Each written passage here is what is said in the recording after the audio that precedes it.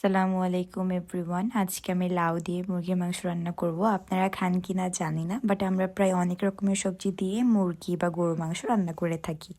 আপনারা হয়তো বা শুধু মাছ দিয়ে সবজি রান্না খান, আমরা মাংস দিয়েও সবজি রান্না খাই। এটা যদিও আবার শুনতে হাস্যকর হলেও খাবারটা খেতে ভীষণ রকমের মজা। সো কড়াইয়ে তেলটা গরম করে আমি পেঁয়াজ কুচি দিয়ে পেঁয়াজ কুচিটা ব্রাউন কালার করে ভেজে নিয়েছি। তারপর আমি একে একে আদা বাটা, রসুন বাটা, তেজপাতা, এলাচ দিয়ে কিছুক্ষণ ভেজে নেব। তারপর এখন মশলা দেওয়ার পালা। হলুদ গুঁড়ি, জিরা ধনে গুঁড়ি আর মরিচের গুঁড়ি দেবে একটু করে, তারপর লবণ দিয়ে ভালো করে কষিয়ে নেব। আমরা মরিচের গুঁড়ি একটু করে দিয়েছি কারণ আমরা সবাই জানি যে লাউয়ে মরিচ কম দেওয়া হয়। এবার ঝোলের জন্য পরিমাণ মতো পানি দিয়ে মশলাটা আরেকটু কষিয়ে নিব। তারপর চিকেনটা দিয়ে দিব। চিকেনটা হালকা কিছুক্ষণ রান্না করার পর এবার লাউ দেওয়ার পালা।